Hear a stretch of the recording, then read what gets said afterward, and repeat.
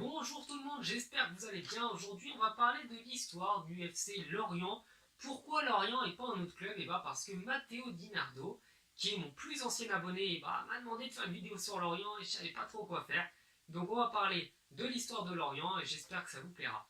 Alors l'histoire du FC Lorient commence le 2 avril 1926. Donc le club a été fondé par Joseph Cuissard à Lorient. Je pense que on devait s'en douter que s'appelant FC Lorient, c'était pas en Alsace. Donc le club a été fondé par Joseph Cuissard et il y avait également sa mère qui a participé, que l'on va appeler Mamie Cuissard. Bien entendu, Joseph Cuissard est aidé par son fils, Antoine Cuissard, lui-même footballeur, qui deviendra plus tard, vous le verrez, joueur de foot pour le FC Lorient à l'après-guerre. Donc le club se porte plutôt bien, il monte assez vite les échelons et devient même champion de Bretagne en 1932, soit seulement 6 ans après sa création. Antoine Cuissard, du coup le fils dont je vous ai parlé, du fondateur, Joseph, décide en 1946, à l'après-guerre, de signer au FC Lorient, alors qu'il était encore joueur de l'AS Saint-Etienne et international français, et ça ne l'a pas empêché d'ailleurs de continuer à jouer pour le FC Lorient et en étant toujours sélectionné en équipe de France. Par conséquent, la première montée en première division, même si c'était encore amateur, se fait en 1948, mais le club a quelques petites difficultés au plus haut niveau et se voit redescendre dès 1951. Pourtant, pas sponsorisé ni par Koné ni par Schindler, le FC Lorient décide de faire des montées-descentes et remonte en première division dès 1957. 10 ans après être remonté en première division, le club décide en 1967 de devenir professionnel. Donc qui dit professionnel dit forcément tout un tas de charges, tout un tas de petits soucis administratifs.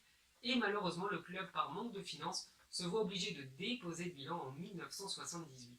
Du coup, je sais que vous allez vous demander, mais comment le FC Lorient est toujours aussi connu, puisque c'est toujours un club de l'élite, alors qu'ils ont déposé le bilan en 78. Eh bien, c'est grâce à un homme qui s'appelle Georges Genoum, rien à voir avec Gollum, qui décide de redonner du sang neuf au club. Donc, il ne précise pas exactement comment il a fait, mais le club a réussi à remonter, puisqu'il était descendu dans l'échelon régional, ce qui correspondrait à la DH, entre 1978 et 1995. Donc le club est instable, et c'est finalement en 1998 qu'ils parviennent à remonter en première division, donc leur première montée en Ligue 1 sous leur nouveau statut professionnel, et une Ligue 1 qu'ils quitteront malheureusement, donc en faisant souvent des allers-retours entre la Ligue 1 et la Ligue 2. On va quand même parler des joueurs les plus connus passés par le FC Lorient avant de finir cette vidéo.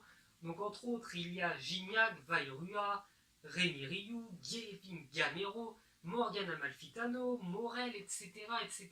Vraiment, il y a énormément de joueurs connus qui sont passés par le FC Lorient ou qui ont été formés là-bas. Oups là, je sais pas quand je vais caser ça, mais le FC Lorient a aussi remporté en 2002 sa seule Coupe de France, donc le seul trophée important qu'ils ont remporté dans l'élite, même si le club n'a jamais eu de très très bons résultats en Ligue 1, ils n'ont jamais fait mieux qu'une 7ème place, c'est pas énorme. Le club a quand même sa place dans le monde professionnel et est un club bien implanté en Ligue 1 ou en Ligue 2. Et bien voilà, la vidéo est terminée, j'espère qu'elle vous aura plu.